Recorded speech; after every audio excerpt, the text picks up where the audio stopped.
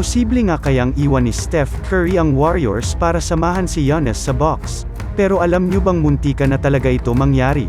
Sa start ng career ni Steph ay palagi itong injured at ang Warriors naman ay kulang pa sa magagaling na players. Kaya naman nakita nilang target nung 2012 ang Bucks big man na si Andrew Bogut. Dahil nga sa sunod-sunod na ankle injury ay inoffer ng GSW si Steph Curry pero dahil sa medical issues ay hinindihan ito ng Milwaukee. Kung sakali na natuloy ito ay magbabago talaga ang history ng Warriors. Imposible nilang matatag ang kanilang dynasty at sa kabilang banda ay paniguradong magiging halimaw ang Bucks. Matapos lang kasi ang isang taon ay pinili ng koponan ang nag-develop sa pagiging superstar at MVP na si Giannis Antetokounmpo.